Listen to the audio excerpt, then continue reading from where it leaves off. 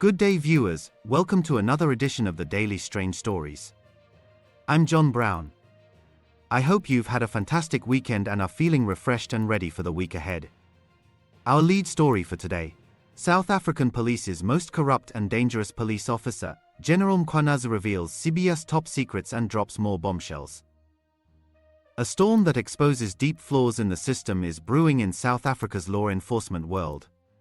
General Nhlanhla Mkhwanazi, the KwaZulu-Natal Police Commissioner, has stepped forward at the Madlanga Commission to uncover what he sees as the troubling secrets of one of the South African Police Service's top figures, Lieutenant General Shadrack Sibiya. As the suspended Deputy National Police Commissioner for Crime Detection, Sibiya now faces intense scrutiny for actions that Mkhwanazi claims have undermined investigations and protected powerful networks. This revelation comes at a time when trust in the police is already fragile, and Mkhwanazi's testimony is pulling back the curtain on a career marked by rapid rises, ignored warnings, and decisions that have stalled justice for many. With the commission ongoing, these details are painting Sibiya as a figure whose influence has reached far and wide, often in ways that raise serious questions about accountability within the ranks. Mkhwanazi's account begins with Sibiya's career path, which has been anything but straightforward. Before taking a key role in the South African Police Service, known as SAPS, Sibiya faced dismissal from the Directorate for Priority Crime Investigation, or the Hawks, following a disciplinary process. This happened after findings of misconduct related to the unlawful arrest and deportation of several Zimbabwean nationals, some of whom met tragic ends back in their home country. Yet, Sibiya challenged this dismissal in court, and surprisingly, SAPS chose not to oppose his appeal. By the time the court ruled in his favor, Sibiya had already moved on to a new position as the head of Group Forensics and Investigation Services, or GFIS, for the city of Johannesburg. Commissioners, as we continue presenting the picture that we're seeing as we're investigating these interferences, one player in this puzzle is General Sibiya. So I want to invite the Commission to understand perhaps the background of General Sibiya, his arrival in the police, and his responsibility as a person appointed as a Deputy National Commission in the police. What I know of is that General Sibiya was appointed as a Lieutenant General, promoted to Lieutenant General in the police in July 2022. And I said earlier, the post of a Deputy National Commissioner Crime Detection, it's a heartbeat of the South African Police Service. That is where, according to the structure of the police, the organogram, that is where crime intelligence accounts, that is where investigations account, and that is where forensic accounts. So General Sibiya was afforded that opportunity in July 2022 to be appointed as a Deputy National Commissioner occupying this position. I know that there was this warning before he comes in. What becomes strange to me is that first he becomes a Major General at Detective Service. And a year later, he gets promoted. Now he's promoted to the heartbeat of the police, so he's no longer responsible for organized crime alone. He's now responsible for the entire investigation, including crime intelligence, including forensic. Well, the National Commission has got powers to appoint. It's just strange that the same organization dismissed this man. A year later, when he applies to court, the same organization doesn't appeal, doesn't file papers to oppose that court process, and the same organization brings him back and promotes him a year later. I don't know what he has done on his performance agreement that was so exceptional on this term when he comes back, despite this warning that justified this promotion. His arrival in the organization was a concern. That should have been a concern for everyone. But it looks like the organization somehow did not take that serious, hence they placed him in that position. This shift placed him in charge of probing internal issues within the city's operations, but it was not long before allegations surfaced there too. In June 2022, officials from the Johannesburg Metropolitan Municipality sent an urgent letter to the then Police Minister Bheki Cele. This document highlighted major concerns about Sibiya, who was on the verge of being appointed as the head of SAPS organized crime unit. The letter pointed out that Sibiya was under investigation for corruption and fraud, involving claims of receiving 3.5 million rand in unlawful benefits and causing 580,000 rand in irregular spending during his time with the city. The city's leaders expressed worry that appointing him to such a high police role would allow him to avoid facing these probes fully. Mkhwanazi, in his testimony, described this as a clear warning flag that SAPS management should have heeded, emphasizing that placing someone with such a background at the core of police operations was a risky move. Despite this, Sibiya's appointment went ahead in July 2022, and just a year later, he climbed even higher to become Deputy National Commissioner.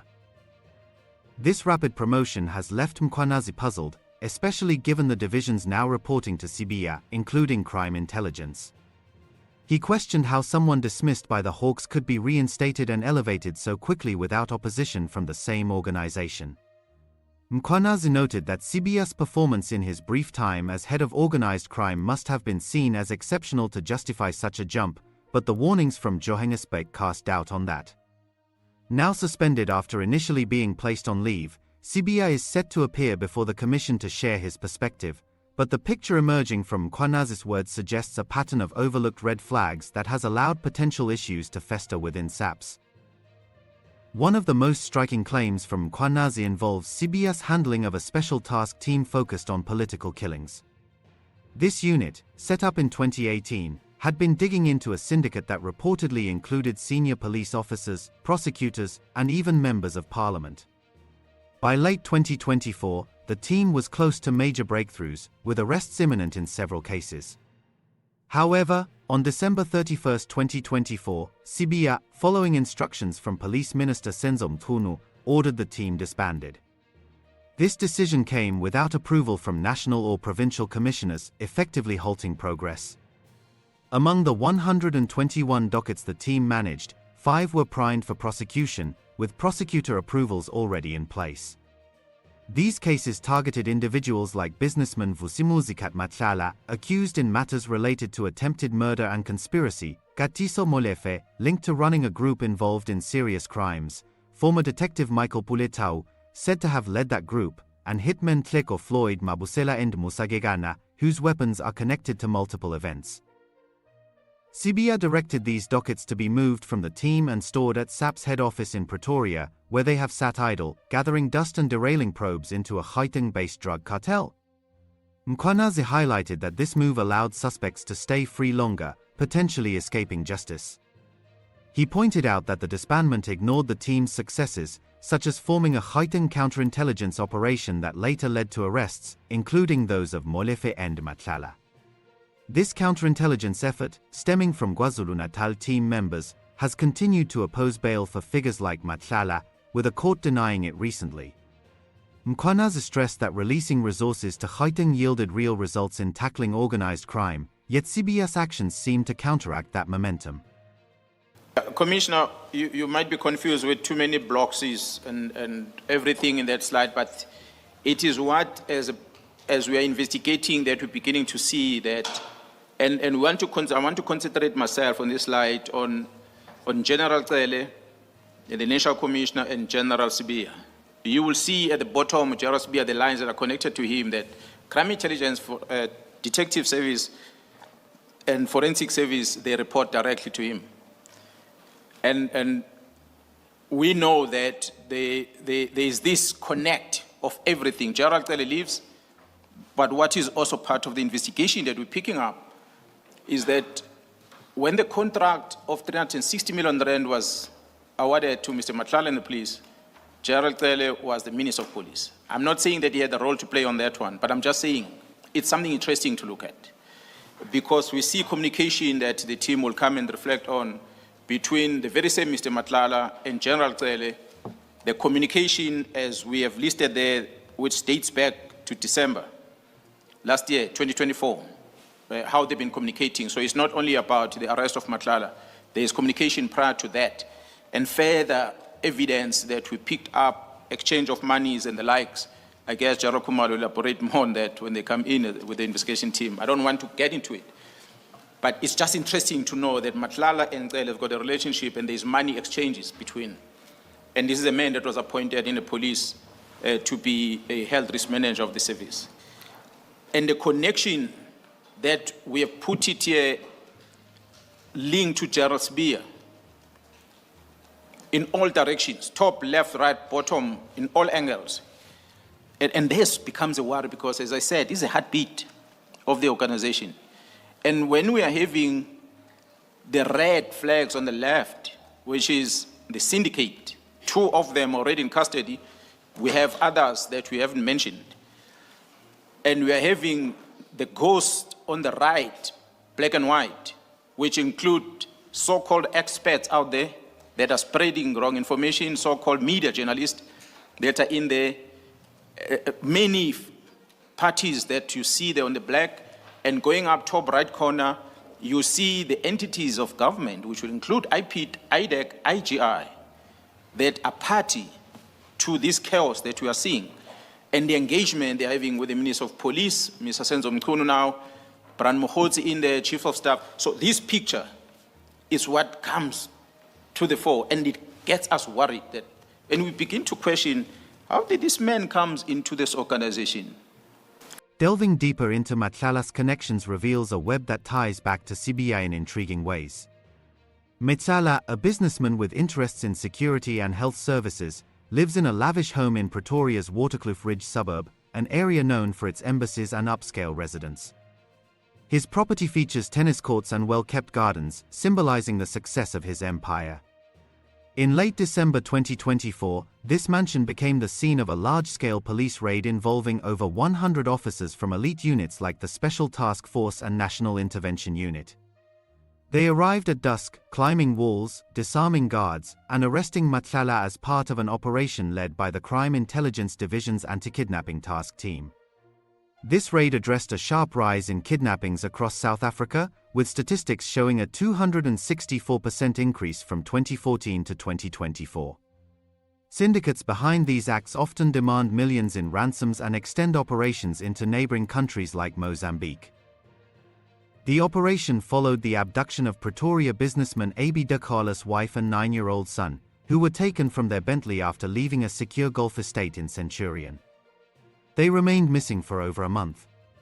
Around the same period, Dikgale's business partner, Jerry Boshoga, was also kidnapped. The kidnappers initially demanded 60 million rand, later dropping it to 25 million rand and then 10 million rand, but the family has struggled to meet even that amount. Allegations suggest the motive links to a multi-million government tender won by Dikgale and Boshoga, which Matlala knew about, possibly sparking the abductions to pressure for a share of the funds. Other accounts claim Boshoga's involvement in drug dealings, where he received consignments worth millions without paying, leading to his capture as a way to enforce repayment.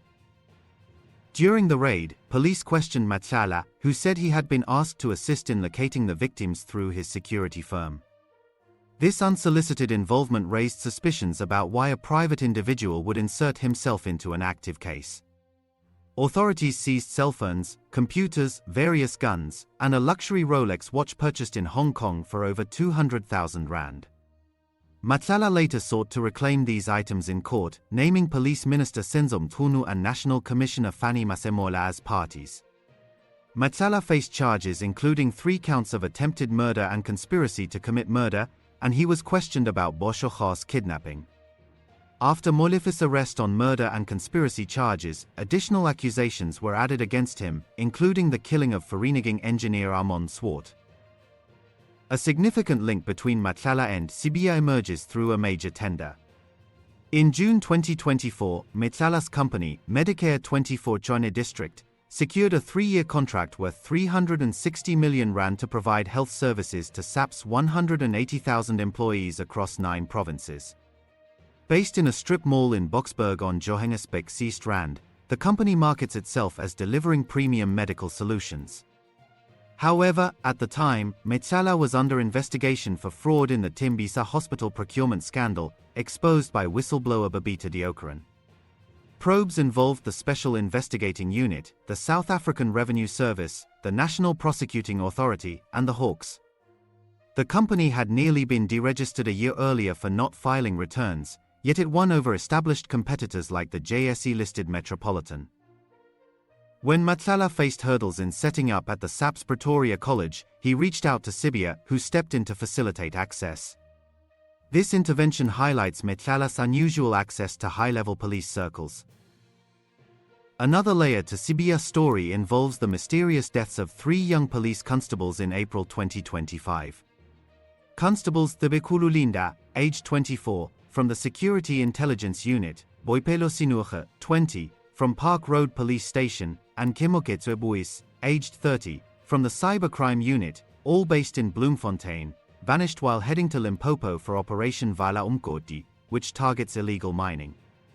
They disappeared for nearly a week, triggering a nationwide search overseen by Sibiya. Their bodies were discovered on May 1, 2025, inside a wrecked VW Polo in the Hennops River in Centurion. As the person who led this investigation, your thoughts as to how you led this investigation? Are you pleased with how you led the investigation? And do you believe that you did your best to ensure that, you find the 3 constables?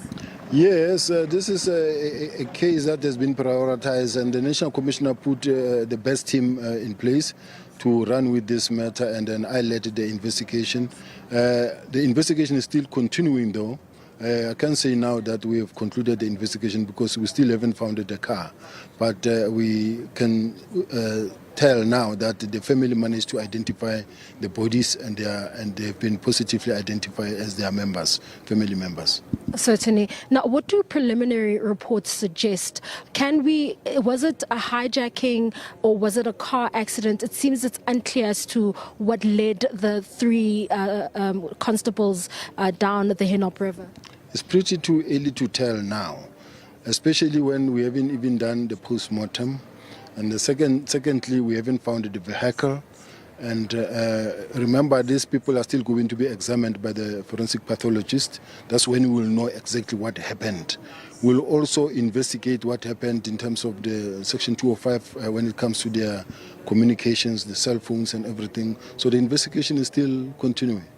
Sibiya swiftly determined no external factors were at play, attributing the event to the officers speeding in heavy rain and poor weather. He relied on a witness, the driver of a Nissan NP 200 Bheki, who reported the Polo overtaking him multiple times and speeding, then following it to an engine service station where he observed 2 women and 1 man inside. Sibiya presented this as a complete explanation, placing responsibility on the constables. We do have evidence that shows that they traveled late from Bloemfontein and they were driving very fast. It was raining. One cannot say at this point in time up until the people who reconstructed the scene of accident and the expert actually clearly explain in a form of a report and say this is what we see or what we think might have happened from the expert point of view. But what we know is that, remember, at some point mention was made of a particular Bheki that was following them, NP 200. And the driver clearly, after we traced him, he says, no, these people were driving very fast. They drove past me. I also drove past them at some point. As they drove into the garage, they detoured into a garage. I followed so that I can see who's there. And I realized that, no, it is 2 ladies and a gentleman, so there was no harm. He drove and he left. So there is proof or evidence that they were driving fast and it was raining. And so far, there's nothing really sinister in losing control, because it happens on a daily basis. Not that we are downplaying what happened, but there is no, we don't suspect anything, any foul play so far. However, this quick conclusion overlooked several inconsistencies. Highway cameras along the N1 failed to record the vehicle at expected points, and the car ended up in the river without damage to bridge barriers or skid marks on the road, which would normally signal a high-speed incident. In contrast, National Commissioner Fannie Masemola adopted a more measured stance, announcing that investigations would use forensics and technology to reconstruct the scene. He mentioned involving experts like engineers to assess if the car flipped before hitting the barrier and entering the water, noting the vehicle's extensive damage and the injuries on the bodies. Masemola kept open the possibility of foul play, highlighting the absence of accident reports despite a nearby 24-hour fuel station and tow trucks, and no eyewitnesses to what should have been a noticeable crash. The officers' phones were traced to the area, but key questions remain: why were there no reports of the incident? Could the vehicle have been positioned in the river to mimic an accident? A highway patrol officer even noted the lack of debris or impact signs, suggesting something beyond a simple mishap, particularly with crime intelligence ties involved. Sibiya's unwillingness to await post-mortem results or expert analyses has sparked doubts, especially since the constables were missing for 6 days before being found. Sources within the security sector argue that too many unresolved elements exist to rule out outside interference prematurely. This approach mirrors patterns in Sibiya's history, where he often arrives early to cases and shapes outcomes that limit further examination. Perhaps the most enduring controversy tied to Sibiya centers on the 2014 murder of popular soccer player Senzo Meyiwa. The incident occurred in October 2014 at a home in Vosloorus on Johannesburg's East Rand, where Meyiwa was with friends and his girlfriend, singer Kelly Khumalo. 5 men, Muziga ukhulelwa Sibiya, Bongani Ntanzi, Mthobisi Mncube, Mthokoziseni Maphisa, and Fisokuhle Ntuli, faced charges of premeditated murder, attempted murder, robbery, and illegal possession of firearms and ammunition. Theories abound, with some implicating Khumalo as possibly orchestrating or accidentally causing the event, while others point to Longwe Twala, son of music producer Chico Twala, potentially using a gun present in the house. 2 accused have alleged Khumalo paid them 100,000 rand for the act. Sibiya, then head of the Hawks, was among the first senior officials at the scene, arriving before forensic expert Sergeant Thabo Mosia, who reached there around 20 minutes past midnight. That was after Sibiya had a call with Chico Twala over the murder incident. Mosia was summoned by Brigadier Philani Ndlovu, already on site, and claims suggest Sibiya joined a meeting with other top officials, including former Gauteng safety head Sizakele Nkosi-Malobane, hours earlier. This discussion allegedly outlined how to manage the scene, with Ndlovu tasked to direct Mosia. Mosia reported moving 5 adults and 2 children to a bedroom to secure the area, but inconsistencies arose, such as no photos taken in that room. Allegations indicate no survivors were actually there upon Mosia's arrival, as they had gone to sleep at Chico Twala's home in Mulbarton. Defenses argue the scene was altered, with evidence possibly planted, and Sibiya's early involvement allowed for manipulation. Reinstated in 2020 via appeal, his persistent role drew criticism. In 2018, amid cover-up accusations, Sibiya denied viewing the docket, claiming it was detectives' domain, yet records show greater involvement. These aspects imply Sibiya shaped the probe from the outset, potentially altering or removing evidence to shield certain individuals. Mkhwanazi's broader testimony ties these threads to a pattern of interference. He revealed that a docket for Jerry Boshoga's abduction was opened at a Gauteng police station, but Sibiya ordered it transferred to head office under his oversight, stalling the investigation since. Boshoga remains missing, and his mother has reached out to Mkhwanazi for help in finding her son. We have people in the organization that when a case is opened, they take the docket and they keep it in their office, and they don't investigate it. And we have evidence for that. The Deputy Provincial Commissioner Gauteng can be called into this commission. He will tell you the list of all these dockets that were opened. There is one of them, it's a kidnapped person which is allegedly Matlala is involved. That docket was in Gauteng, but an instruction came from the head office, the Shadrack Sibiya's office, that we want that case docket. That docket is sitting in the head office. The mother of the kidnapped son, or the missing son, even contacted me because she can't find closure. And now we begin to see that who are people implicated, the Matlalas, and these investigations have been suppressed. We therefore cannot sit back, commissioners. We must take off our palaberam shoes and take off our blue uniform and wear boots and go and face the enemy directly. This mirrors the shelving of the 121 dockets, suggesting a tactic to slow down cases involving influential figures. The resurfacing of a 2022 letter from Mesuli Mlendu, then executive director in the city manager's office for Johannesburg, adds fuel to these claims. Dated June 20, 2022, the letter to Minister Bheki Cele urged action on alleged fraud and corruption tied to Sibiya's city employment.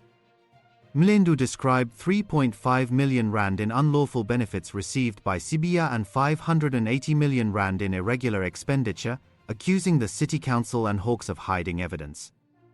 He stressed the risks of Sibiya's impending SAPS role starting July 1, 2022, and referenced a prior report to the council speaker with supporting documents.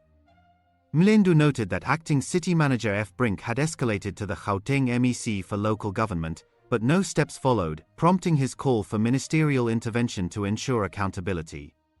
This is the letter that you wrote. Yes, that's what I wrote. In June 2022, the 20th of June. Yes. Could you tell us why you decided to raise the alarm with Police Minister Bheki Cele regarding Shadrack Sibiya? What did you find? No, I heard that Shadrack was going to be appointed at SAPS. In actual fact, he was going to be reinstated. And at the time when Shadrack was going to be reinstated, I had written to Dagama, the former speaker, saying to him that there is no letter that appoints Shadrack Sibiya as the head of chiefs. There's a letter that appoints Shadrack Sibiya as the unit head in 2019. You will never find. As to how Shadrack Sibiya moved to be from a unit head to be a group head, is as mysterious as it was back then. And that's why we're investigating that as a city. It doesn't exist. So he was earning 1.2 million. Suddenly, Shadrack Sibiya earned 1.8 million. So the 3.5 million is the difference that Sibiya earned, which he was not entitled to earn, because he was never appointed by the city of Johannesburg to be the group head of chiefs. Was this letter ignored by Bheki Cele? Look, I never heard anything from the minister. And no one ever got back to you about this letter? No. You were just ignored? Exactly. Okay, speak to me about his time at Jiffis. How was his time there? Did he cooperate with the city? How was the working relationship? Shadrack Sibiya is just the delegations of Shadrack Sibiya alone were never approved by the council. Nobody knows who gave Shadrack Sibiya the power to operate, what we call the license to operate. His delegations never saw the light of day in council. They were prepared on the 7th of March, 2019, and then 2019, 2018, I think 2018, between 2018 and 2019. Yeah. But then the following day were signed and were given to him. Shadrack Sibiya was never appointed. And because the delegations never saw the light of day in council, whatever decisions that Shadrack Sibiya took in the 5 years that he was there, and whatever expenditure that he has incurred, it's a regular expenditure because he was never authorized to operate, first as a head of chiefs, two, to operate the function of the head of chiefs. At the time, who was the mayor, Mpopalatse? When Shadrack Sibiya started, the mayor was Herman Mashaba. Okay. And then Mpopalatse came late on the year that Shadrack Sibiya was about to leave the city. Sibiya has opted not to address these allegations yet, preferring to speak at the commission. South Africans will make their own judgment, but I do have paperwork and Ginavalo. The inquiry, chaired by retired Judge Mbuyiseli Madlanga at the Brigitte Mabandla Justice College in Pretoria, probes political interference and corruption in law enforcement and justice systems. Mkhwanazi expressed confusion at Sibiya's ascent despite his history, linking it to ties with figures like former Minister Cele and Matlala. He alleged money exchanges and boasted promotions, with Matlala reportedly claiming credit for Sibiya's Hawks' successes, raising issues around tenders and influence. Sibiya's path includes a 2015 suspension over the Zimbabwean renditions, reinstatement in 2021 by the Johannesburg High Court, and a stormy stint at Johannesburg's GFIS from 2019. There, accusations included fraud in hiring and misusing 8 million rand on unvetted counterintelligence gear without state security agency approval. Mlendu claimed Sibiya overstepped into intelligence roles, leading to the financial irregularities. Despite probes, Sibiya resigned and rejoined SAPS in 2022 as deputy commissioner, with critics arguing his background was ignored. Mlendu's push for accountability cost him dearly. In August 2022, he resigned immediately, citing the hiding of his June 2022 report on Sibiya's alleged fraud, corruption, and maladministration from council meetings.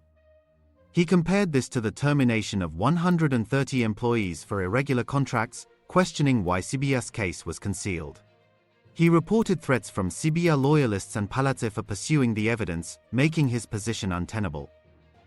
Mkhwanazi challenged detractors like forensic consultant Paul O'Sullivan and academic Mary de Haas to testify, accusing O'Sullivan of ties to Sibiya and biased reporting on cases like politician Sindiso Makaka's murder. In closing his evidence, Mkhwanazi affirmed his commitment to reforming SAPS into a true service, warning of syndicate infiltration in government. These revelations from Mkhwanazi paint a detailed portrait of Sibiya's career, filled with promotions amid scandals, stalled investigations, and questionable alliances. From the disbanded task team to the Meyiwa case, the constable's deaths, and city fraud claims, the narrative suggests a figure whose actions have repeatedly raised barriers to justice. As the commission continues, more details may emerge, but the current account urges a closer look at how such patterns persist in South Africa's police force. What do you think about General Shadrack Sibiya's alleged shenanigans? In your opinion, what should the Madlanga Commission do with all this information? Share your thoughts in the comments below. Thanks for watching this news bulletin. Please share your opinion in the comments section. We would be glad to read and respond to your comments. Let's meet again tomorrow in our next strange story. Wishing you a fruitful and productive week ahead.